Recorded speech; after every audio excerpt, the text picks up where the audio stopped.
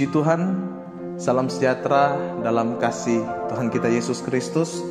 Kembali lagi kita mengucap syukur hanya kepada Tuhan, karena kita tahu bersama pertolongan, penyertaan, kemurahan, dan kasih Tuhan kepada kita sungguh luar biasa, sehingga saudara dan saya masih ada sampai pada saat ini semata-mata karena Tuhan. Sebelum kita melangkah lebih jauh, sebelum kita melakukan setiap aktivitas kita sepanjang hari, kita akan diisi oleh kebenaran firman Tuhan. Kita akan mendengarkan kebenaran firman Tuhan yang saya ambil dalam Matius 6 ayatnya yang ke-26. Kita akan melihat sumber kasih, yaitu Yesus. Yesus adalah kasih. Dan kita lihat sifat kasih yang Yesus pancarkan dalam Yohanes 6 ayatnya yang ke-26 ini. Sama-sama kita belajar dan kita akan bacakan firman Tuhan. Yesus menjawab mereka, "Aku berkata kepadamu, sesungguhnya kamu mencari aku, bukan karena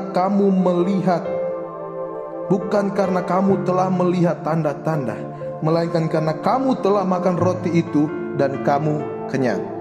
Nah, saudara yang dikasihi Tuhan, kita mungkin sudah tahu cerita tentang Yohanes 6 ini, bagaimana Yesus memberi makan 5.000 orang, dan orang banyak mencari Yesus. Dan setelah itu Yesus berkata dalam ayat yang ke-26 ini. Di pagi hari yang indah ini kita akan belajar dua sifat kasih yang luar biasa dari Yesus sendiri, dan bisa menjadi teladan dalam kehidupan saudara dan saya. Di ayat 26 ini, kasih yang tanpa syarat.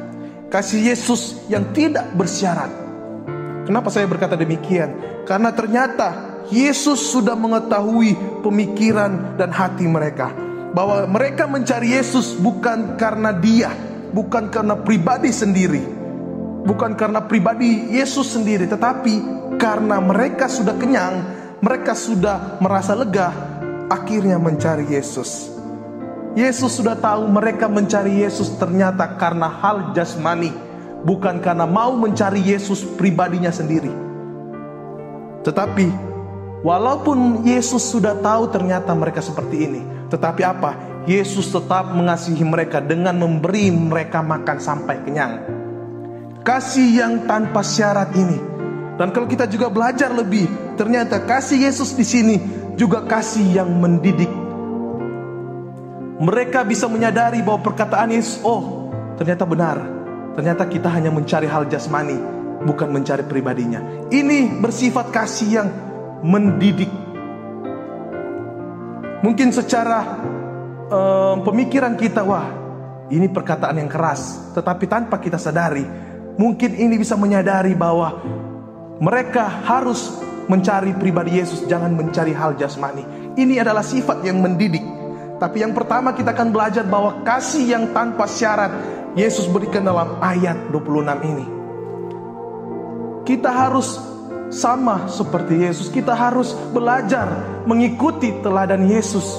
Bagaimana Yesus berkata, kita harus sama seperti Dia. Kita harus mengikuti teladan-teladan Yesus. Nah, di ayat ini Yesus memberikan teladan, yaitu kasih yang tanpa syarat yang harus kita lakukan orang-orang yang percaya dan mengikuti Yesus. Nah, saudara yang dikasihi Tuhan, ketika kita mengasihi orang sesama kita, kasihilah dengan tanpa syarat. Jangan kita pilih-pilih ketika mengasihi orang, karena itu adalah hukum yang terutama, kasihi Tuhan dan kasihi sesama. Jangan ada orang seperti ini, saya mengasihi A tapi tidak mengasihi B. Kenapa? Karena si B terlalu jahat kepada saya, karena si B begini, sehingga saya susah untuk mengasihi si B. Saudara yang kasih Tuhan, kasihilah siapapun itu. Jangan pilih-pilih, karena kita hanya bertindak. Tetapi biarlah Roh Kudus yang menjamah setiap pribadi-pribadi yang kita kasihi.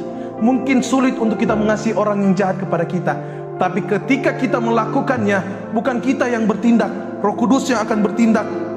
Mungkin akan memberikan kita kelegaan, dan mungkin akan menyadarkan orang yang kita kasih itu. Jadi kita harus lakukan firman Tuhan. Seterusnya berikanlah kepada Yesus dan Roh Kudus yang bekerja. Yang penting kita sudah melakukan firman Tuhan. Ini teladan yang baik yang harus kita lakukan orang-orang yang mengikuti Tuhan Yesus Kristus. Dan yang kedua, kita lihat sifat Yesus yang luar biasa, yaitu kasih yang tidak mementingkan diri sendiri. Kasih yang tidak mementingkan diri sendiri. Kalau kita buka dalam Filipi 2 ayat 5 sampai ayatnya yang ke-11. Filipi 2 ayat 5 sampai ayatnya yang ke-11. Kalau saya bacakan firman Tuhan mungkin terlalu panjang, kita lihat saja dalam ayat yang ke-7. Melainkan telah mengosongkan dirinya sendiri dan mengambil rupa seorang hamba dan menjadi sama dengan manusia. Saudara yang dikasihi Tuhan, kita lihat firman Tuhan yang luar biasa. Tidak mementingkan diri sendiri. Dia menjadi rupa seorang hamba dan menjadi sama seperti kita. Nah, saudara yang dikasihi Tuhan, kita tahu bersama tujuan Yesus datang ke dunia ini untuk apa? Untuk menyelesaikan tugasnya, dan tugas yang terutama yaitu menyelamatkan kita orang-orang yang berdosa. Oleh karena Yesus kita diselamatkan. Kalau dia mementingkan diri sendiri, kita tidak selamat, saudara. Tapi karena dia menyayangi, mengasihi saya dan saudara, sehingga dia pikir kita layak untuk diselamatkan, dia melakukan semuanya itu. Kasih yang luar biasa, kasih yang tidak mementingkan diri sendiri. Kalau kita pikir secara pengetahuan kita, dia bisa saja membuat manusia yang baru. Apa saja yang dia bisa lakukan itu terserah dia. Karena dia Allah yang luar biasa. Dia yang mempunyai bumi ini, dia yang mempunyai segalanya. Apapun dia bisa buat, tetapi karena dia mengasihi saya dan saudara, kasih yang luar biasa ini yang kita hanya dapati di dalam Yesus Kristus. Tidak mementingkan diri sendiri, tetapi dia melihat saya dan saudara. Jadi saudara yang kasih Tuhan, teladan yang luar biasa. Ketika kita mengasihi, jangan mementingkan diri sendiri. Jangan ketika kita dilihat orang mengasihi, tapi ternyata menguntungkan diri sendiri. Ketika kita dilihat orang, wah ini orang ini ternyata dia sifatnya kasih, padahal mementingkan diri sendiri. Wah orang ini rendah hati, dia mengasihi orang lain, tetapi ternyata dia mementingkan diri sendiri. Banyak orang yang seperti itu. Di depan orang baik, di depan orang mengasihi semua yang ada di gereja, tetapi apa? Tetapi hanya karena gelar di gereja, di rumah tidak mengasihi istri, tidak mengasihi suami, hanya di gereja mengasihi orang-orang. Hanya karena apa? Hanya untuk dilihat orang, dan supaya orang ini dipercayakan terus dalam gereja. Ini tandanya kasih yang hanya mementingkan diri sendiri. Nah saudara yang dikasihi Tuhan, kita ikut dua teladan kasih yang luar biasa Yesus ini. Masih banyak teladan yang baik, tapi saya hanya mengambil dua dalam pagi hari ini, yaitu kasih yang tanpa syarat dan kasih yang tidak mementingkan diri sendiri. Ini yang kedua yang harus kita renungkan, bahwa terlalu luar biasa Yesus itu. Yesus yang mengasihi secara luar biasa, totalitas mengasihi kita. Dan seharusnya kita yang harus totalitas juga mengasihi Yesus, dan totalitas juga mengasihi sesama kita. Karena kita ingat baik, di dunia ini kita hanya bertindak mengasihi orang. Memang mungkin sulit mengasihi musuh kita, tetapi ketika kita mengasihi, percaya Yesus akan memberikan sukacita damai dalam diri kita. Dan Yesus sendiri dengan Roh Kudus yang akan bekerja, mungkin yang akan memulihkan orang yang kita kasihi itu. Dan ingat, kita doakan setiap orang yang ingin kita doakan secara baik.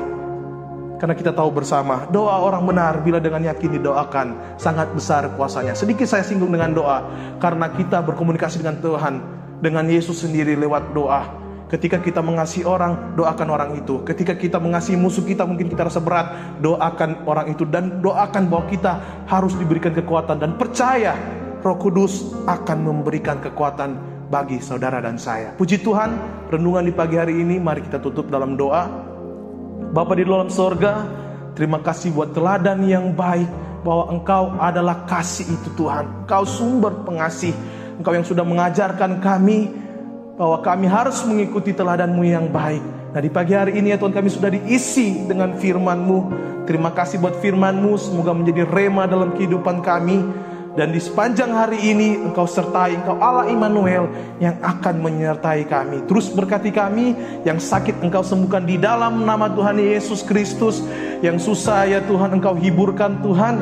Yang mungkin bertanya-tanya, Tuhan tetapkan mereka dan memberikan kejelasan kepada mereka. Di dalam nama Tuhan Yesus Kristus, haleluya, puji Tuhan, amin.